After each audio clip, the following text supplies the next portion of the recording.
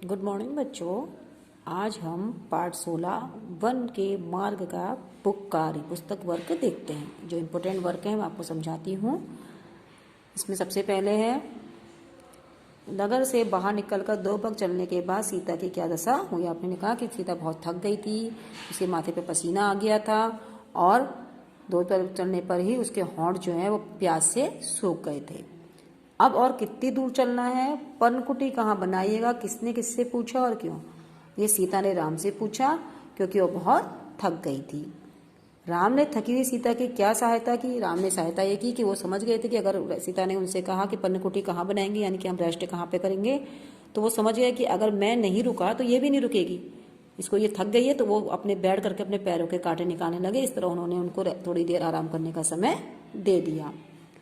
दोनों सवैयों के प्रसंगों में क्या अंतर है, स्पष्ट करो। पहले सवैया मतलब जो आपने ये पढ़ा था उसमें था कि पहले में उनके जब सीता वन के लिए निकली तो उनकी क्या कंडीशन होगी, कितना वो थक गई थी, उनकी क्या कंडीशन हो गई, वन जाने के समय का प्रदर्शन बातें बताई गई थी। और दूसरे वाले सवैया में वन जाते समय है जब वो एक दूसरे को, पहले में आपने देखा कि सीता थक गई तो राम ने उनके प्रति कैसी भावना दी, उनकी आंखों में आंसू आ गए थे।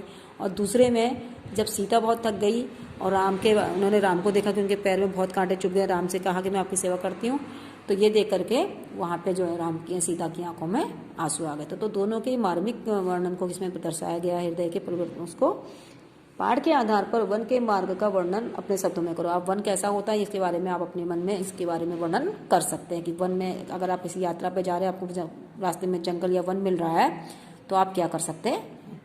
अगला अनुमान और कल्पना, ये भी यही है कि गर्मी के दिनों में कच्ची सड़क पर तपती धूप में नंगे पांव चलने पर पांव जलते हैं। ऐसी स्थिति पेड़ की छाया में खड़े होने पर, पांव धो लेने पर बड़ी राहत मिलती है। ठीक वैसे ही जैसे प्यास लगने पर पानी मिल जाए या भूख लगने पर भोजन। तुम्हें भी किसी वस्तु की आवश्यकता हुई होगी और तुम वह कुछ समय बाद पूरी हो गई होगी और सोचकर बताओ, लिखो कि आवश्यकता पूरी होने पर तुम्हें कैसा महसूस होता है। ये कहते हैं कि कभी हमको किसी की जरूरत महसूस होती है, उस समय ना मिले, अगर वो पूरी हो जाती है तो कैसा महसूस, जिस समय ना हो उस समय की स्थिति और जब पूरी हो जाए तो उस समय की स्थिति क्या होती है, ये आप इसमें आपसे कहा गया इसका अनुमान लगाइए। फिर कुछ शब्दों के अर्थ दिए गए, जैसे लखी का मतलब देखकर, पोछी मतलब पहुंचकर, भरी मतलब रखकर, धरी मतलब रखकर और जानी मतलब जानकर। ऊपर लिखे शब्द और उनके अर्थ को ध्यान से देखो। हिंदी में जिस उद्देश्य के लिए हम क्रिया में कर जोड़ते हैं उसी के लिए अवधि में क्रिया में ई जोड़ा जाता है। जैसे हम कहते हैं अवधि में बैठा, बैठ है उसमें ई जोड़ देंगे बैठी, ये अवधि भाषा का शब्द हो जाता है। और हिंदी में बैठने को अगर हमने कहा तो बैठ प्लस कर, बैठ कर, ये हो जाता है बैठ कर। तो तुम्हारी भाषा या बोली में क्या होता है, अपनी भाषा के कुछ ऐसे 6 शब्द लिखो, उन्हें ध्यान से देखो और कक्षा में बताओ। ऐसे बोला जा रहा है कि कुछ ऐसे शब्द जोड़ो जो पोयम में और आपकी भाषा में लगता है। अवधि में हम उस पर छोटी ही लगाते हैं और अपनी हिंदी भाषा में उसमें कर लगा देते हैं ऐसी। मिट्टी का गहरा अंधकार, डूबा है उसमें एक बीज, यानी कि मिट्टी के नीचे गहरा बीज डाला गया है, उसमें एक बीज डूबा है, यानी इसमें भी वही भाषा है, दोनों का अर्थ एक ही होता।